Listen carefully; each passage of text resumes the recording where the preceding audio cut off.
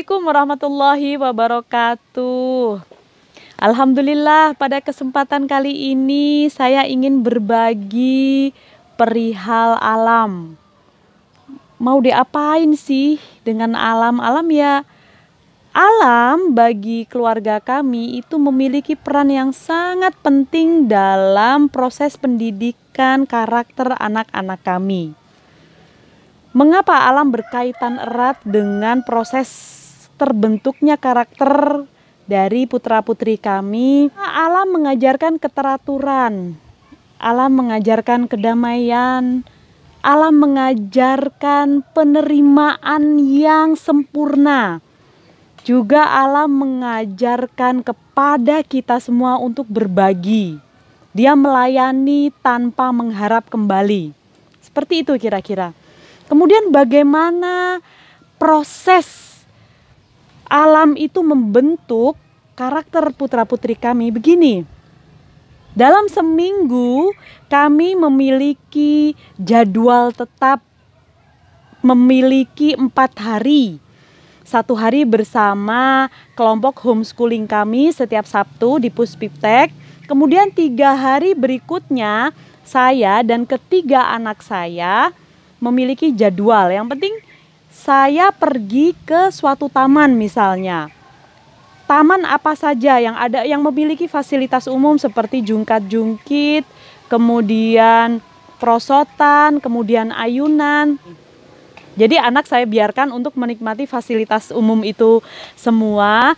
Namun agenda terpentingnya adalah anak memperhatikan apa yang kami minta, apa yang kami sarankan untuk mereka. Misalnya, saya menyarankan anak saya untuk memperhatikan suatu tanaman.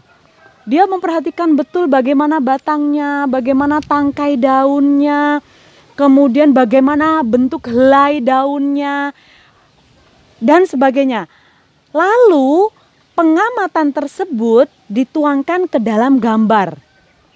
Dari pengamatan berdasarkan panca indera itu kemudian dituangkan ke dalam gambar. Proses selanjutnya adalah bertanya, kenapa ini bentuknya seperti ini? Helai daunnya bentuknya menjari, melengkung, ataukah mengembung dan sebagainya. Lalu mereka tuangkan dalam gambar. Saya memastikan mereka untuk menggambar semirip yang mereka mampu. Jadi dalam hal ini prosesnya bukan menggambar itu sendiri, tapi adalah menggambar bagian dari proses pengamatan itu. Lalu proses selanjutnya setelah bertanya-tanya adalah ketika mereka mengamati tumbuhan itu, mereka teringat akan apa? Jadi pengamatan itu mereka relasikan ke pengetahuan yang mereka dapatkan. Contoh, suatu hari anak saya kami bawa ke sebuah alam. Kemudian dia menjumpai tunggul. Batang pohon yang besar kemudian ditebang dan dia sudah menjadi tunggul tua. Lalu anak sulung saya merelasikan pengetahuan yang pernah dia baca tentang tunggul tua itu. Mah, tunggul yang aku dudukin sekarang ini seperti tunggul tua yang ada di buku Anak Laki-laki dan Pohon, Mah. Kira-kira seperti itu.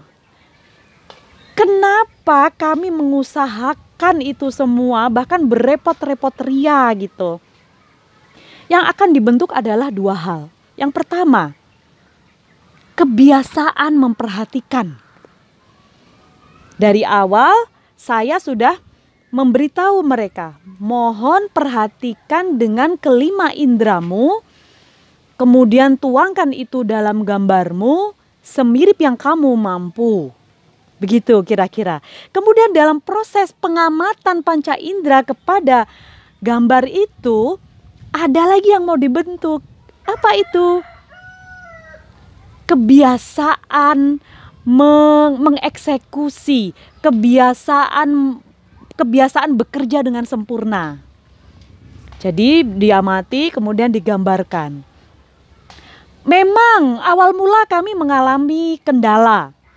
Misalnya putri saya, dia suka menggambar, sangat suka menggambar.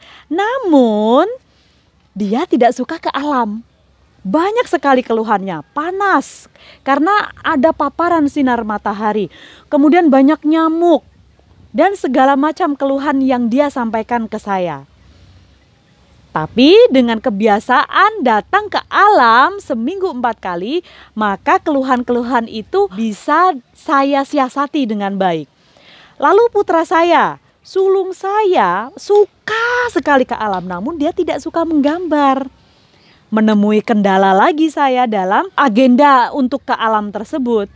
Akhirnya lama-kelamaan karena kami dari usia anak-anak 4 tahun kami ke alam, maka dengan kebiasaan yang mereka peroleh dari bergaul dengan alam itu lama-kelamaan menjadi sesuatu yang akrab.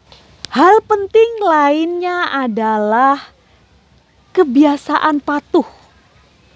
Saya mengajak ke alam dengan agenda khusus, memperhatikan, kemudian menjurnalkan pengamatan mereka tersebut.